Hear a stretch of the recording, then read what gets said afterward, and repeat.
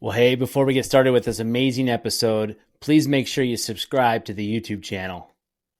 Well, welcome to another episode of Successfully Unsuccessful podcast. I'm your host, Josh Dietrich. And today, again, physically in the house, in the studio in St. Michael, I have a good friend and former counselor, Mr. John Torkelson. How are you, sir?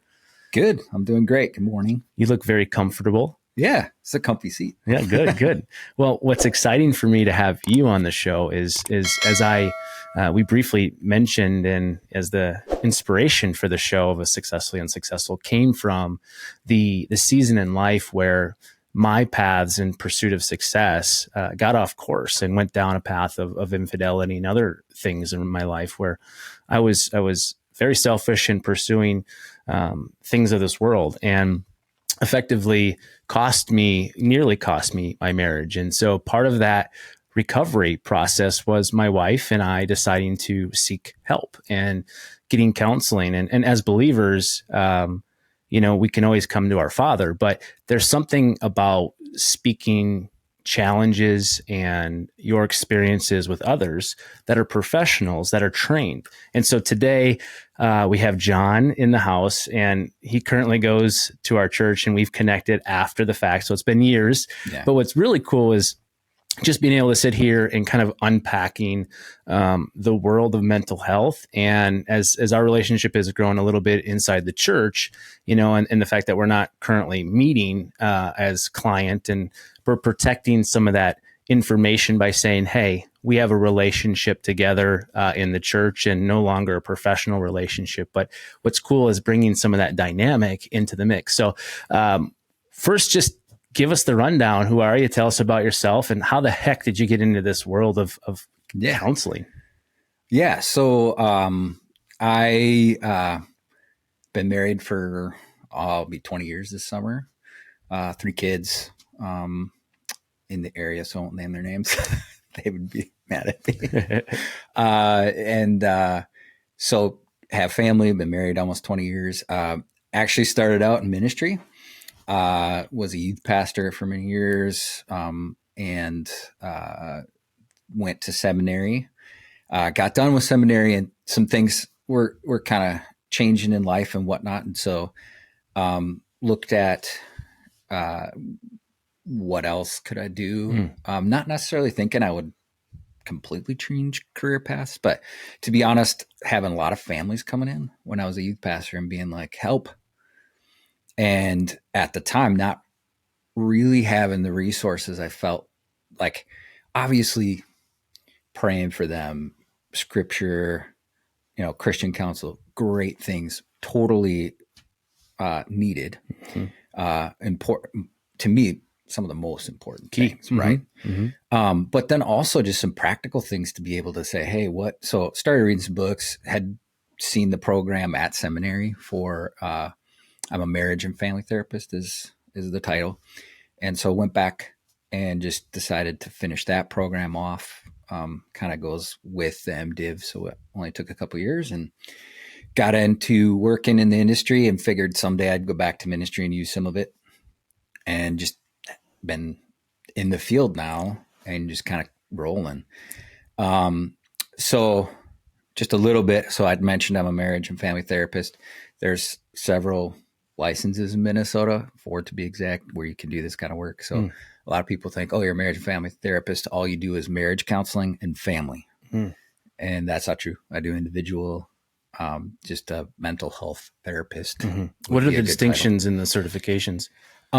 So they're very similar in terms of what you have to do to get the license. But the education or the background and kind of the angle we come from is where we get those different titles. So marriage and family therapists come from a family systems background, which for those who aren't familiar with that, we look at the context of, hey, your mental health and all the stuff that you're going through doesn't happen in a vacuum. You have important relationships, and quite honestly, most of this stuff has bled into the other licenses as well. And then their stuff has bled into our life. So it's not like we only do that, but there's a lot of focus in my training on the family contexts, how family systems work, relational dynamics in terms of how that affects future relationships, mental health, that kind of stuff. Well, you bring those together. I mean, it's the unit, right? Mm-hmm. And it affects all aspects. So you particularly in that world of family and marriage, are you seeing a mix between,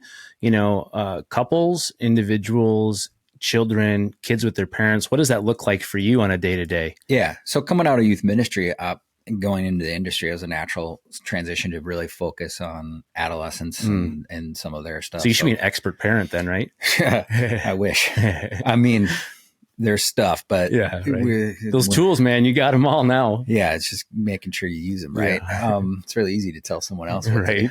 That's probably pretty fun too. Yeah. But coming into that, so ADHD, some of the like behavioral issues and things like that, working in schools, did a lot of that focus.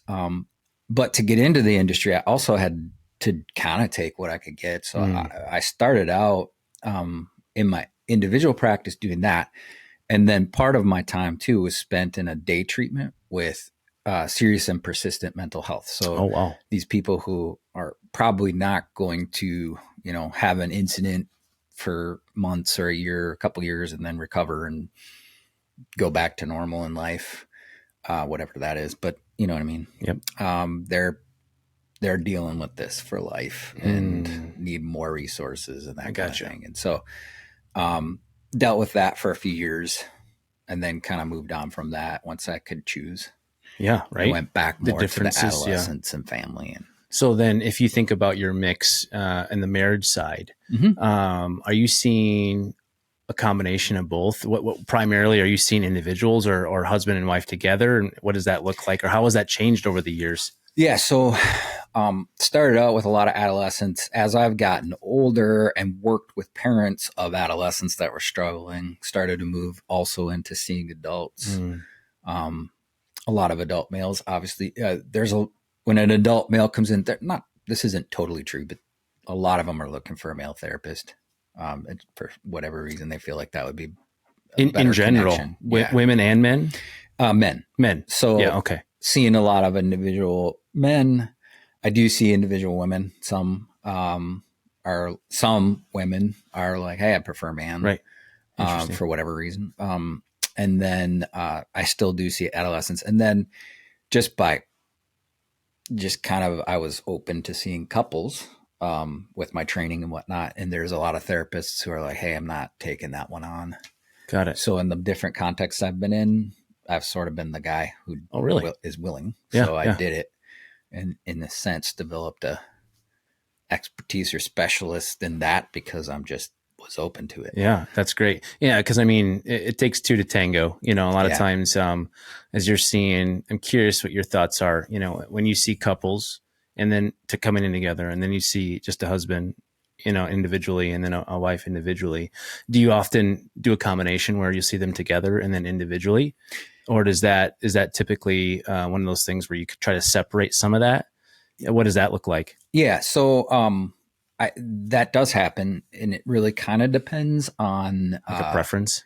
Yeah, I'm very collaborative, as I call it. So with my clients who come in, we talk about the different options of what we can do and what feels good to them and what I see as what I would suggest. So sometimes it's a little bit of a stronger, hey, I really think we should separate this out and talk individually. I'm really aware of hey, if you're coming in as a couple, we're giving you equal time individually. Gotcha. Because the client is the couple at that point, right, not the individual. And so, and we keep it really based on, hey, most of the time those individual sessions are there based on, hey, when you're together, there's high conflict and we're not making, so I just need to get information from you. I see. And when you're talking, the other person's cutting in, it's just hard. So it's hey, let's go individual.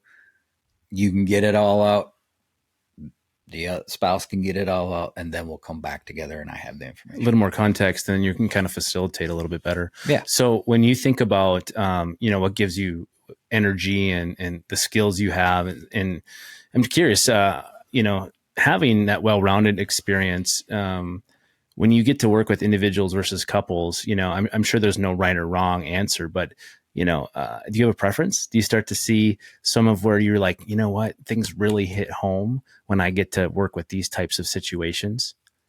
Yeah. I mean, I don't think I have a favorite between couples and individuals. I think it's good to mix it up because the reason a lot of mental health workers won't take on the couples is because, I mean, it's tough work.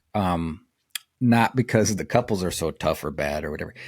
That's not even a thing, but it's more, I have to manage between two different people. Right. It's a lot of volume of ideas and content. Yeah. And, in one moment I might be like, hey, I'm really siding with that person inside a little bit. Inside, and to check yourself to go, hey, no, you're the impartial here. Right. Get yourself back in the middle because you don't want to get caught in the dynamic. Right. You're supposed to be outside that dynamic. Right. So you have to work at that. Right. Because you're a human being. I'm guessing that's more often as a human than not. Right. And so how do you keep that balance? What do you have to say to remind yourself to say, you know what, husband or wife, they really right here, this particular situation. I get it. We were talking earlier. I was recently diagnosed, even though a therapist does ADHD, didn't see it. Yeah. Yeah. Right. And I think for me, it's really important to change it up because otherwise I'm kind of in a rut. Yeah. And I get like, I'm with you. The stimulation is important. Yeah. Yeah. And so, so I see a good mix. Yeah. That's good. And again, see a lot of still individual kids, adults and couples still. So let's walk through a couple things in the marriage side. What are you seeing most common, top 2 or 3 things couples are working through, whether it's the husband or the wife or both in the setting of marriage? What are they usually working through, and what is the best advice you kind of walk us through in those contexts? Just curious. Yeah. So as far as topics in terms of conflict, I mean, we being the industry has done research, and the top 3 are money conflicts. Again, that can be around, hey, we don't have enough money, we're struggling. More so what we're talking about is conflicts around how we're spending our money. Do we have a budget or not a budget? What's going on? You're spending it on this, but I can't spend it. Kind of conflicts. And will it come into the room that tactically like that? Yeah, it's just like we have no control. It's his and mine, and it's not that. It's we want our own or getting things back into control. Yeah.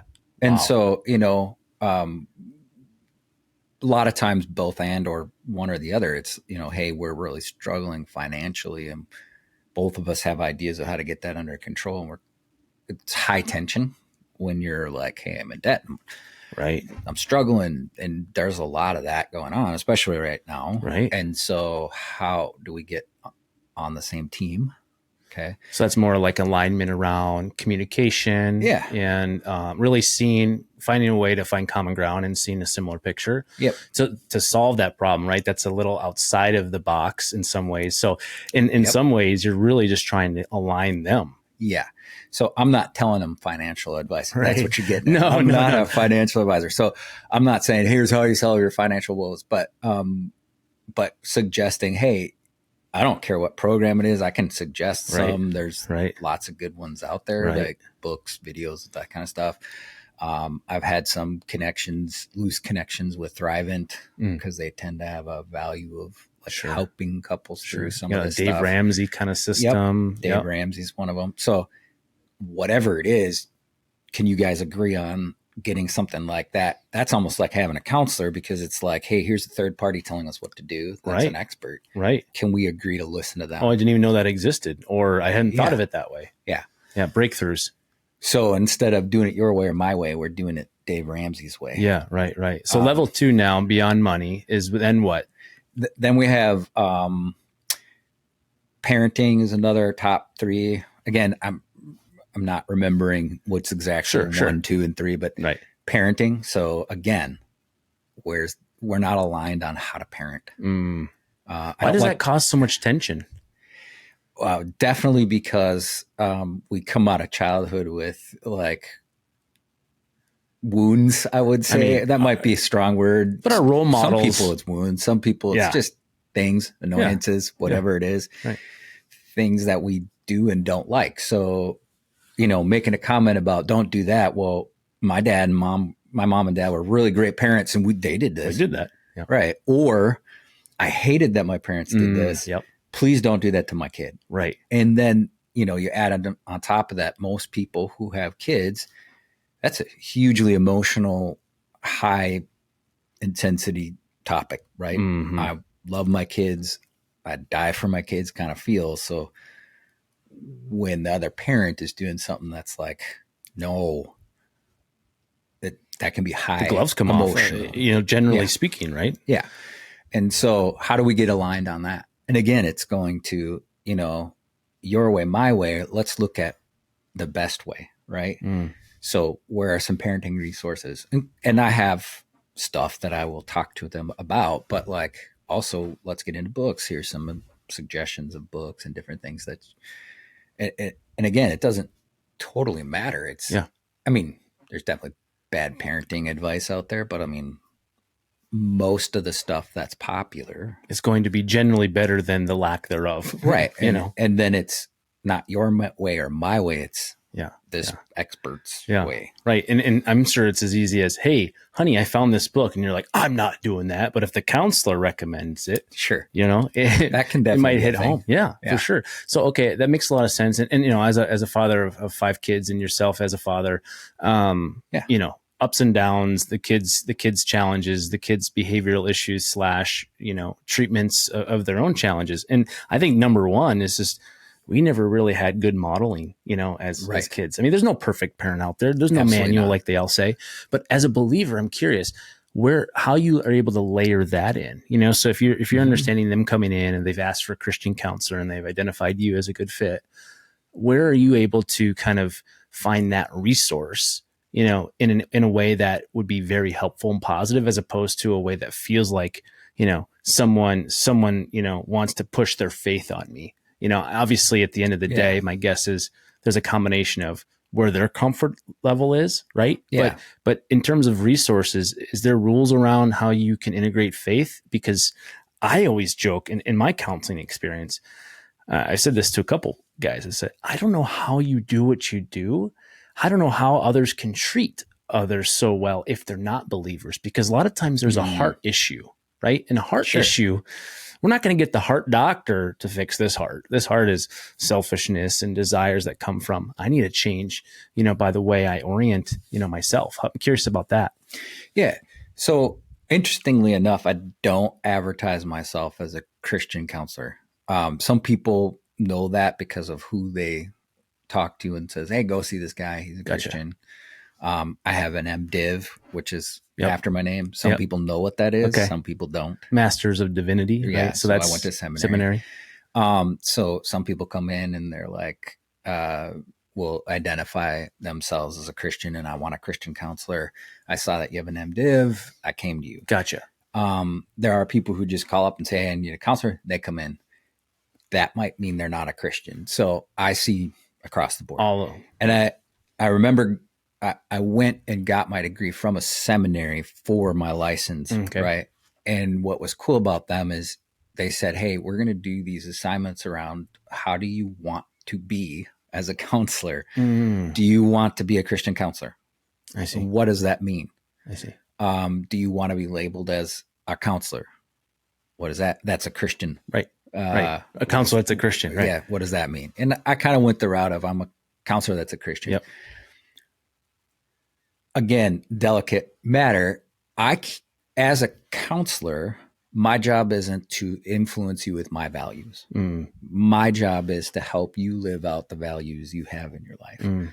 As a Christian, I'm definitely, told to live out the, Great Commission, right?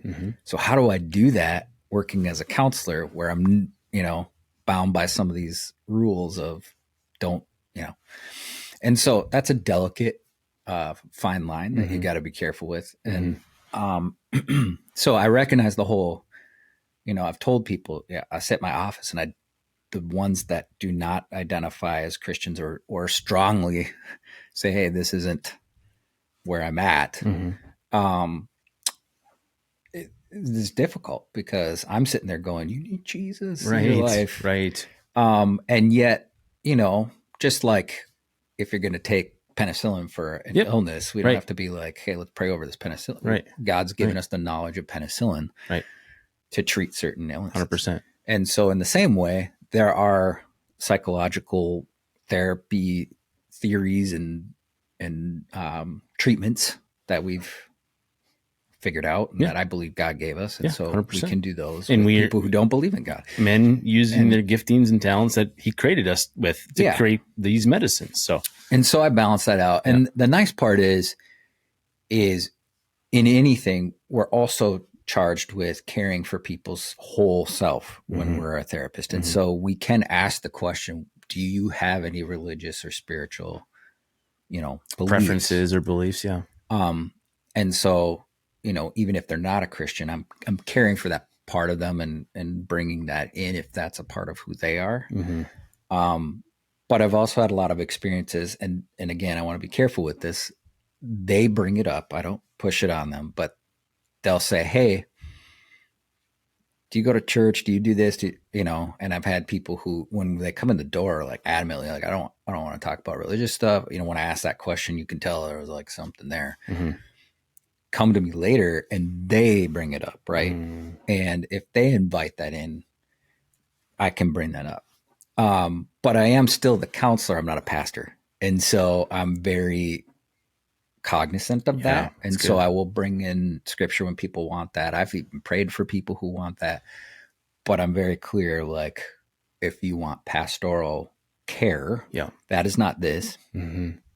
Hey, I know some great pastors. Let's get them involved. Yeah. There is a fine line, I'm sure, because the skills that they have pretty much should align with always pointing someone to scripture, to Jesus, right? And what does that say? But then also pairing their experiences as well. Whereas I'm thinking on the counseling side, you're taking, the knowledge and the extreme level of study around the brain and how it works and how to think and how to cope and how to manage.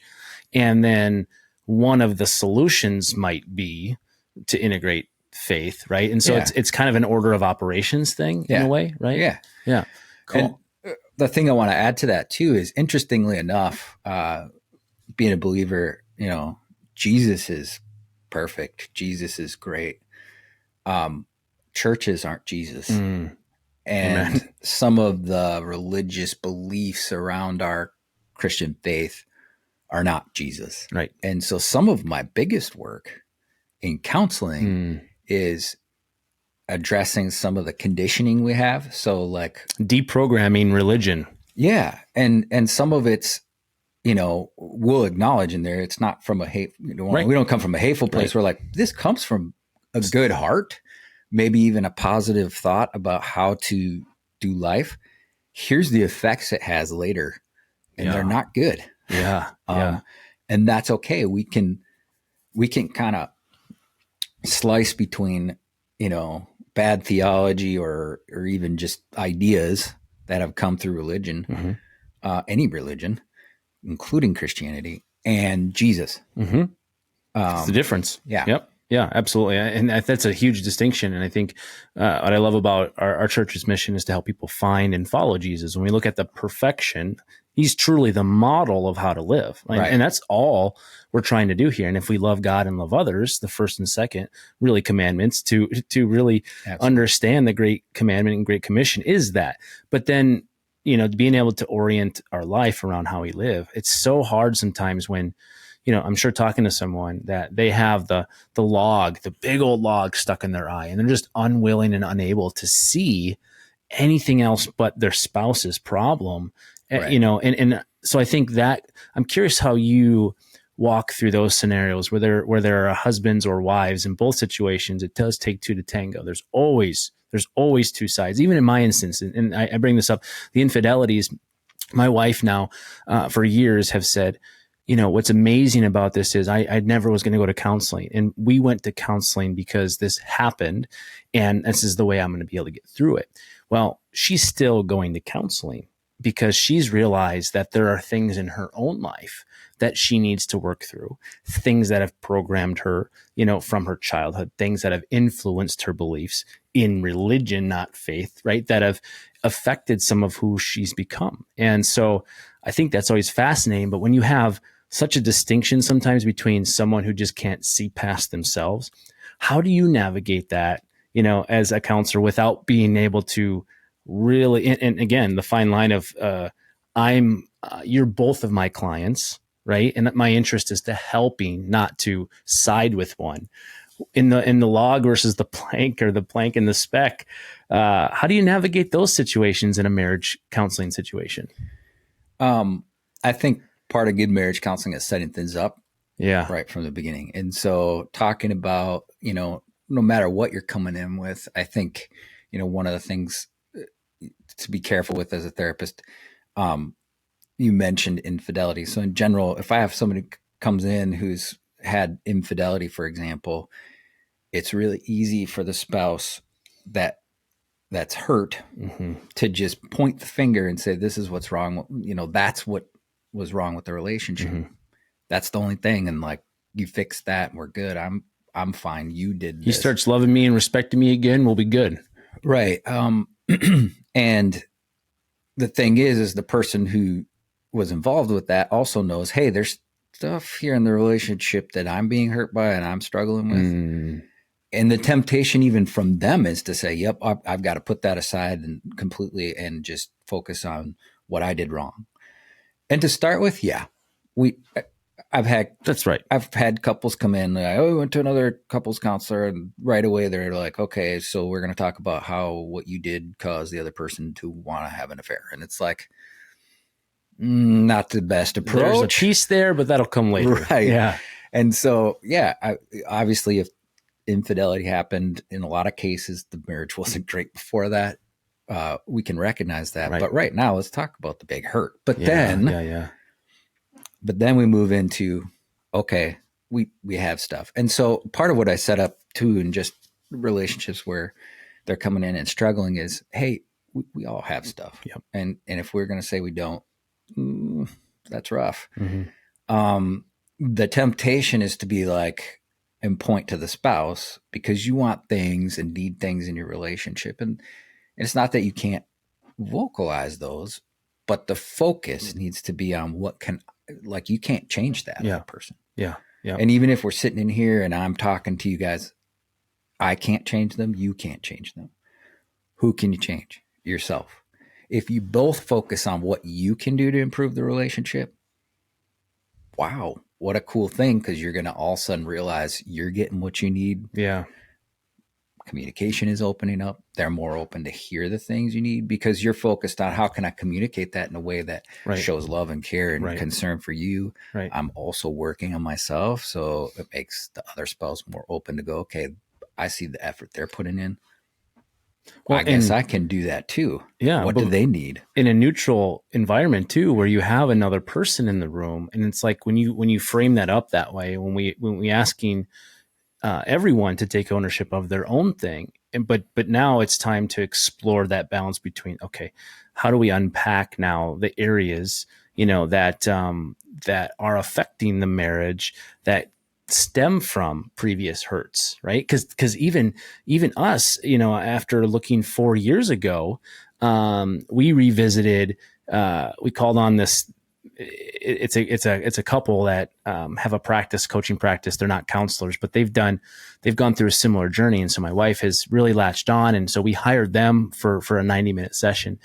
But the tips and the tricks that came from just out of that to be able to better communicate, stuff that we never were able to resolve showing up to talk about infidelity, completely unrelated. Like, we're still dealing with things around when we first got married that are just in the back, that great resentment. Right. And so sometimes it just takes the right question to pull out.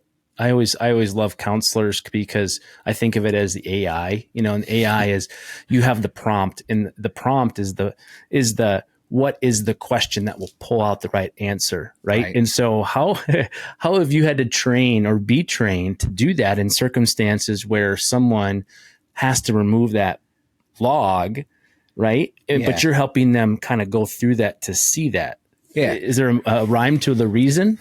Well, and I think that's part of the advantage of a counselor, right? So part of what happens when you come into counseling is, we have rules around what we're going to share and who we're involved with and stuff like that. So, I'm in the community, I see people and, I have this conversation with them. I'm like, I'm going to pretend like I don't know you. It's not because I'm being rude or don't like you. It's because, even to acknowledge that you've seen me is not my right. It's yours. And in this case, just to be clear, you've come forward and said, hey, I want you to come on the podcast. Absolutely.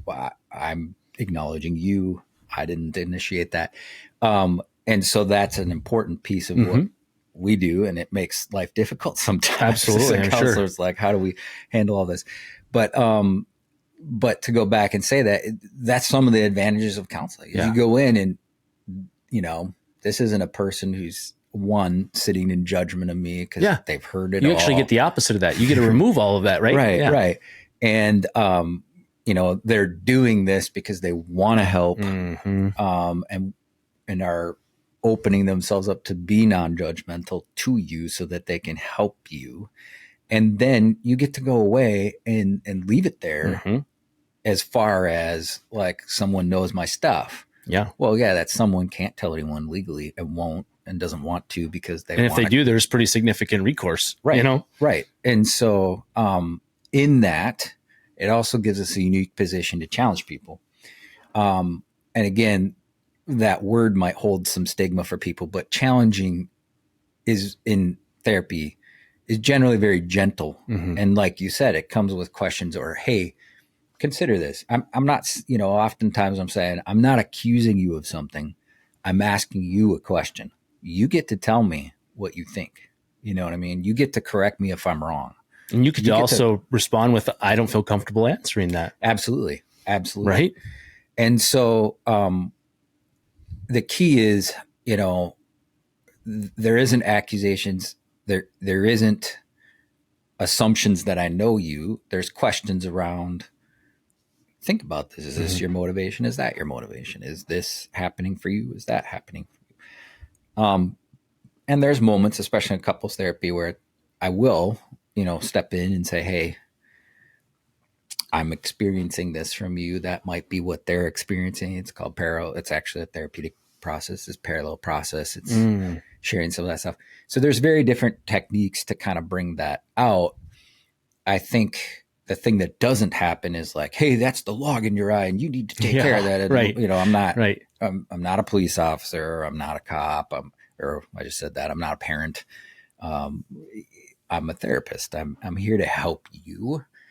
And you choose how much work you want to do. You choose how much you want to open yourself up to the log in your eye. Yeah. It's, you get in what you put out. Right. And often it's, getting to the putting in comes from breaking those barriers and earning trust. And I'm sure you could attest that there's sometimes, a drastic difference between the first session and the 10th session, Absolutely. In terms of comfort level, but there's also some of those that just kind of come in and they're an open door.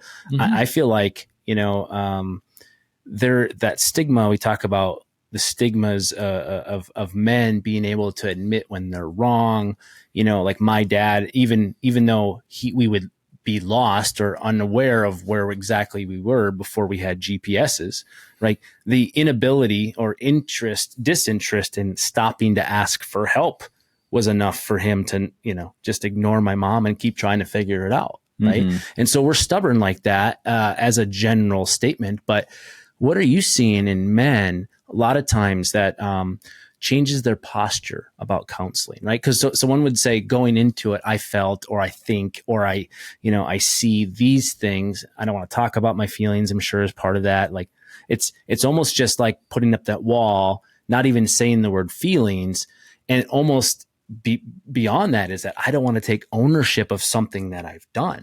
But what would you see? What would you say that you're seeing is sort of that breakthrough where if men knew what counseling would be a more readily available and a great option for them, Yeah. I mean, there's several things. One, you don't have to cry.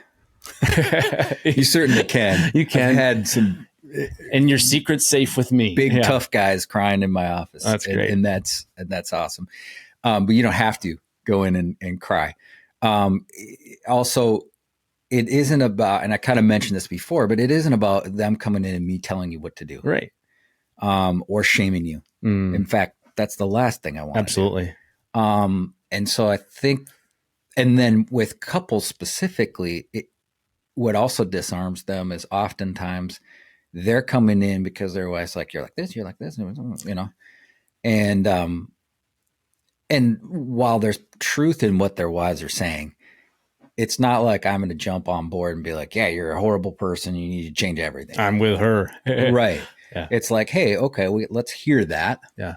Let's also give you an opportunity to share who you are. Right. And I think the unique thing I bring to couples is the ability to understand in general, you know, we're talking about generalities, but to understand men in a way that is less judgmental and more like, okay, this isn't a good thing. Right.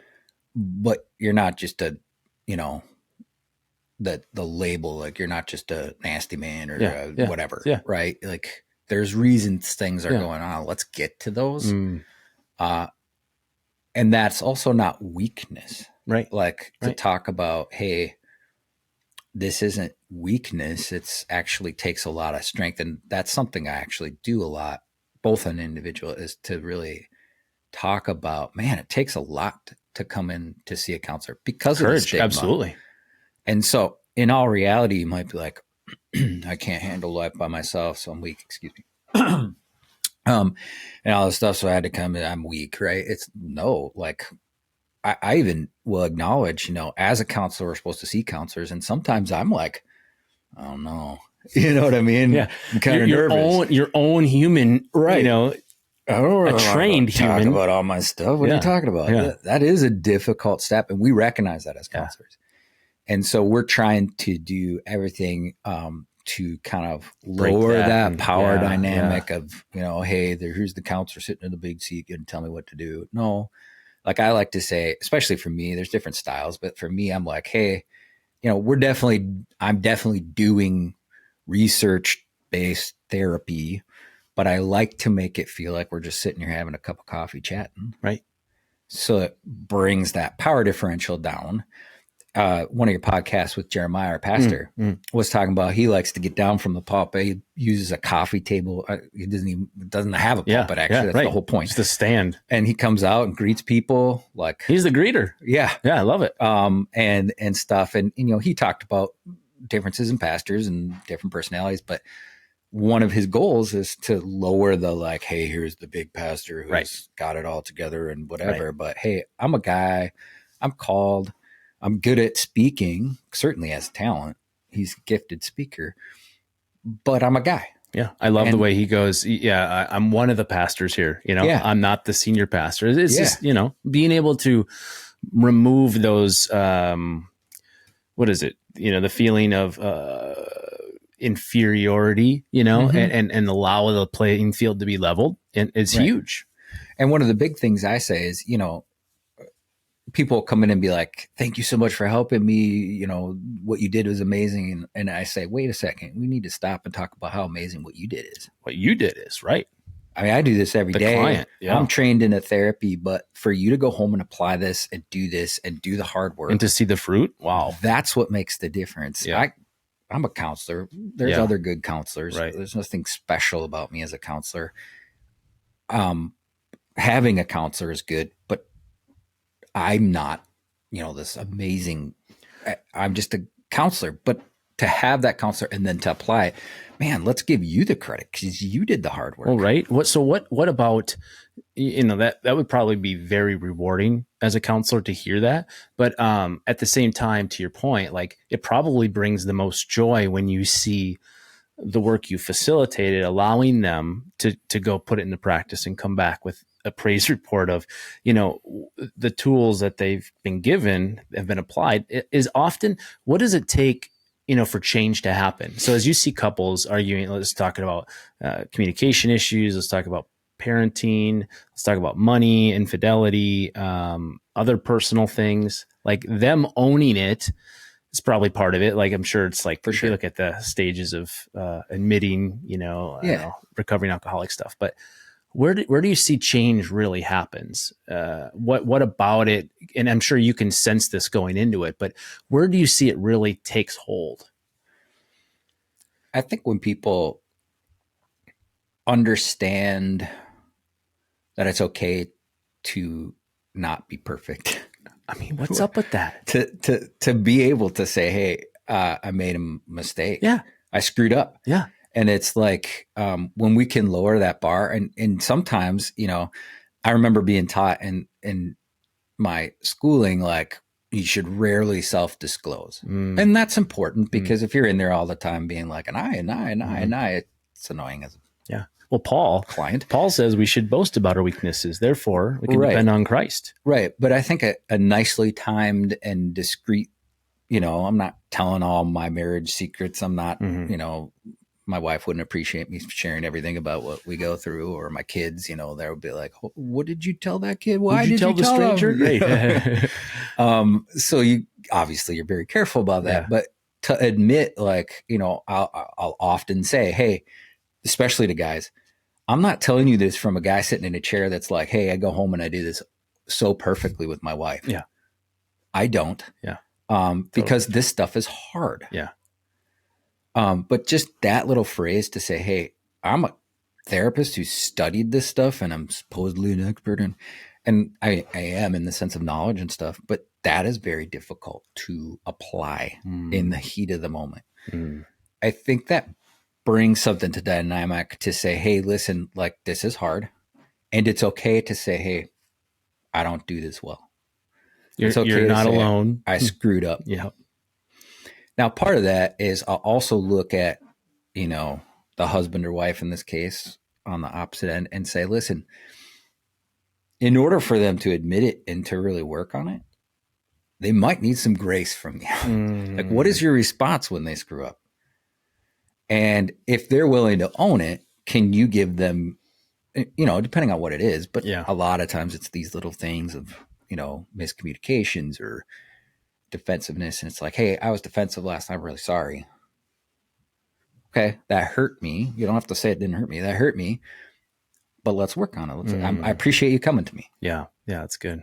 That's a really like big deal. If I'm going to step out and acknowledge something, if you come at me and say, yeah, jerk, that makes me want to go back inside and be like, I'm going to be defensive. I'm not going to admit when I do something wrong or if I blow up. So how are we handling each other's things?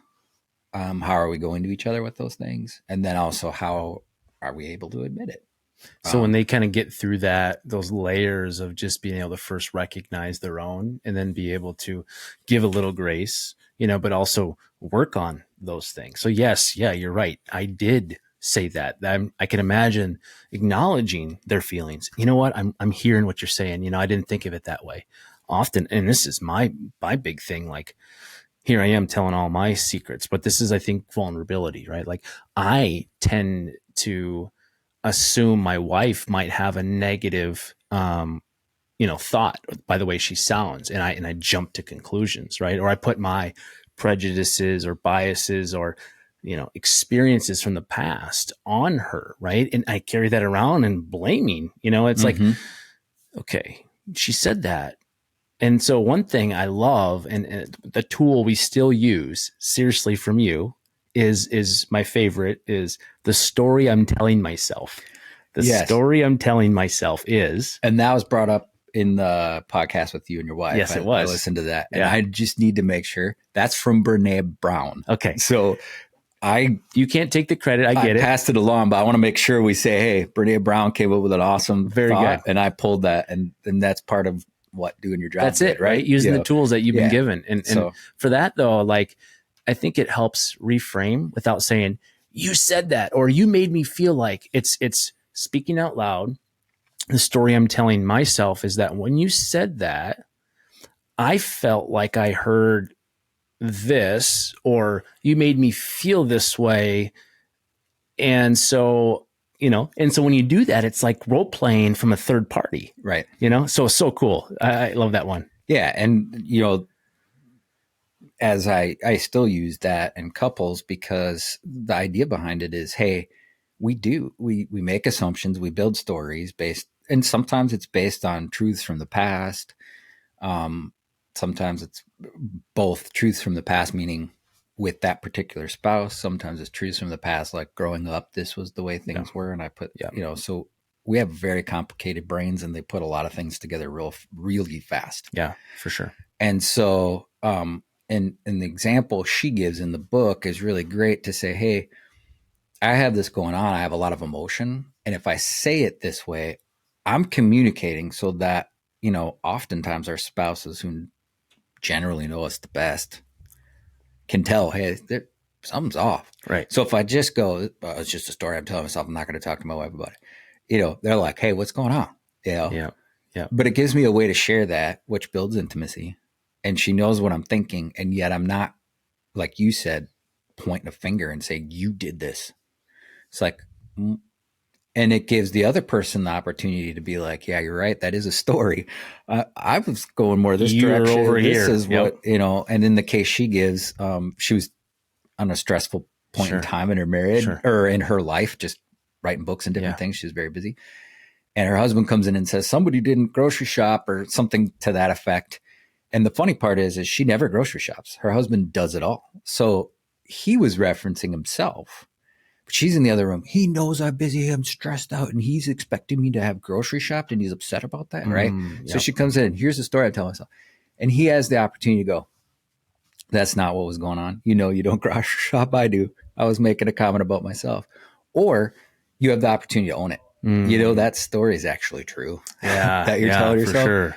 If I stop to think about it, and if I'm honest with you, I was upset or I was making a snarky comment. Yeah. And then you can apologize and move forward. That's so good.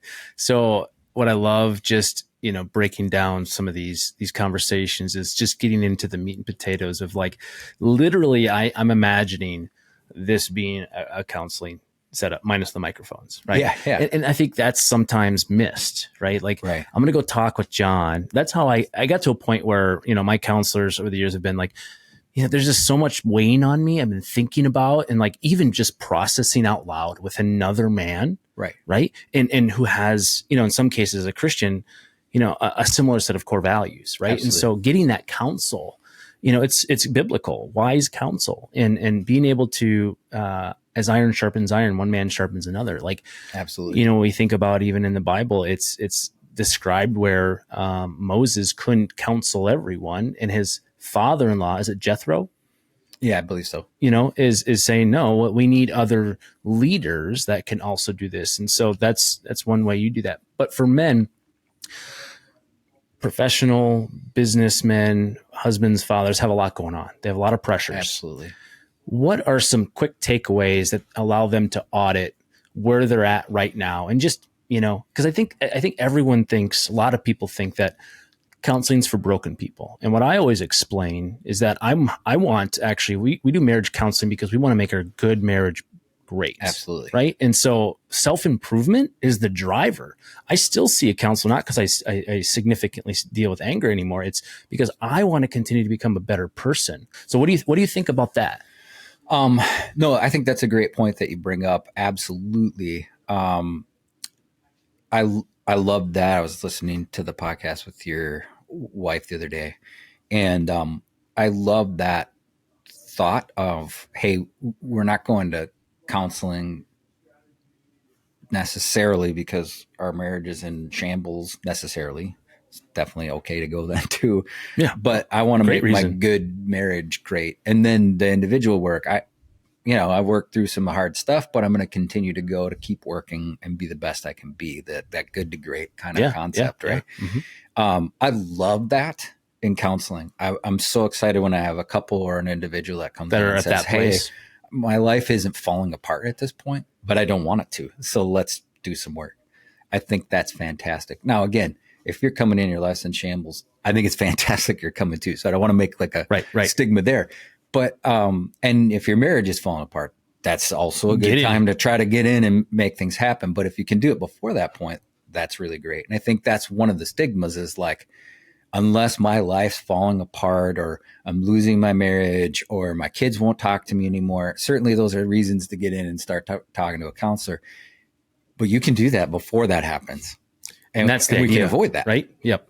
And so, people ask me, do you think I should be in counseling? And it's a hard answer. It's not a black and white thing. Well, because one, I want to say yes. Yes. Well, because everyone should. Right? I'm a counselor. I'm supposed to be going to counseling, Yeah. Because they expect you to, because it's like, hey, you need to, part of it. Make sure you're not in the vacuum. You need to if you're going to tell other people they should go to counseling, you should probably go and know what's going on and you need counseling that from the other seat. But it's not just that. It's that, you're going to benefit from this, right? And then, so everyone can benefit from counseling. I would say, evaluating, it's like, okay, functionally, where am I at? Am I starting to see stumbles and things that are going to get in the way? And I'm in a place where I'm open to doing some work. I mean, if you're like, I should go to counseling, but I'm not going to listen to anything they say and do anything. Yeah, don't go there. You're not ready. Right. But if you're open, or even open to trying to be open, I would say, hey, grab a good counselor. Again, some of them think too, like, oh, this is one of the stigmas I run into. You're going to say every week for like 5 years, and I'm like, no way. Like, I hope that's not the case, at least for most people anyway. Yeah. There are like physical therapy. Yeah. You can hook me. There are cases where, I was talking about that, serious and persistent. Most people, we're going to come in, we're going to identify what's going on with you, what's your goals, and let's get you to your goals. And then when we're getting there, and even in the process, let's meet less, let's spread it out, and then let's go, hey, when you need help again, come back, but you're good to go. You can do this. Yeah. And I'm sure you graduate at some point. Like, hey, listen, absolutely. You've gotten a lot. There's a point where I'm not adding a lot of value here. Right. I mean, it's not your intention to continue to see people who don't need much help, because there's a lot of people out there that could use the help, and you're a booked, busy guy. Right. And so, I get it. I think the other piece is one of the, we're talking about stigmas and things that keep people out of counseling. I think one of the other things is that idea of, I'm going to be in here forever. No, I have to come every week. No. I often, when I'm meeting, even right away, I'm like, hey, we recommend every week, because it really helps us build that therapeutic relationship and get the rhythm going.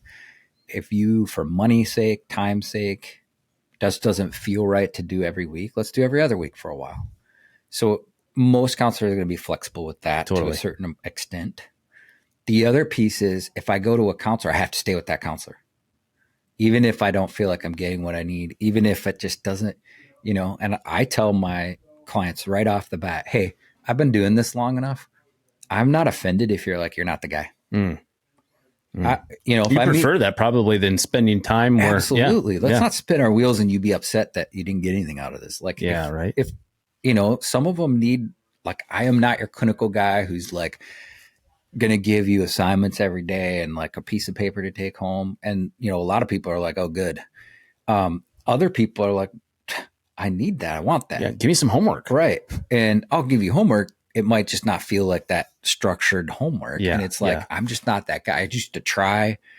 And now I'm just like, I'm not that guy. So if that's what you need, I know someone like that. Let's get you hooked up with them. I'm not offended. I don't need you to come to me. I want you to get what you need. Yeah. Right. I like that. I think personally, there's a balance of those out there, because, my wife really appreciates that. Absolutely. Where there's homework that, structured, and the goals and those things are obviously part of it to revisit those things. But, to walk away with something tangible that you're going to work on, it's healthy, Absolutely. Like, how do I prime my brain when I do come home that I'm going to be in a position to respond and be quicker to listen and slow to speak and slow to get angry, right? As opposed to, I'm going to come in right off of a cell phone call as I was driving, right into the, to the firehouse and start drinking from the fire hose. And it's like that.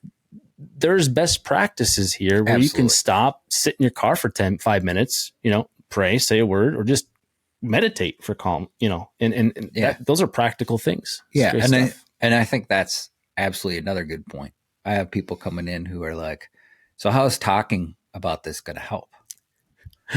Okay. Well, I mean, we could talk about that. Talking about it does help, but just talking about it. Yeah. I mean, That's not what we're about. Talking for the sake of talking. We're not just there to talk, right? And some people come in, I need a venting session. Totally cool. Perfect. Take it. Absolutely. Come here, dump your stuff and leave. That's part of this because I'm not talking about it.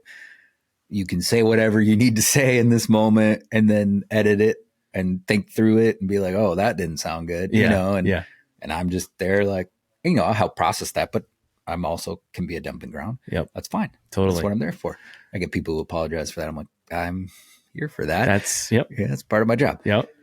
The other piece is we aren't just doing that all the time. We're not just talking about it and then leaving. It's okay.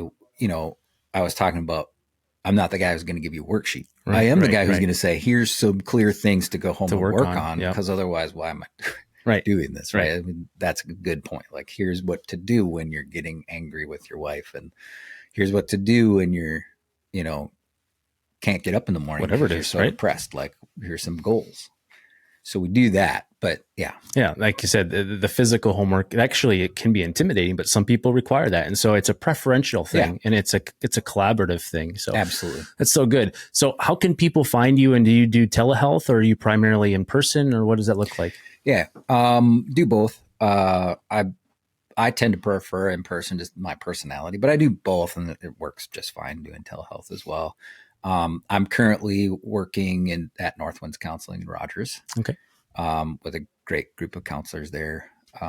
So can find me if I'm not available. Lots of great people. Surround myself with good people when we're working. And so I think they're good. Well, thanks for being here. This is so much fun just to get into the brain of a counselor and seeing the inside scoop. I think, like I said, it can be intimidating when you have this picture of, being the guy throwing out emotions and weeping, right? And I think at the end of the day, it's a safe place to be able to share how you feel, and feelings are normal. We have them, but they're also dashboard lights, right? And our thinking still needs to be there, but our feeling needs to be in check. And so great place, and go check out John in Rogers at Northwinds Counseling. Yep. Cool. Well, thanks so much for joining in to another episode of Successfully Unsuccessful. We'll see you on the next one.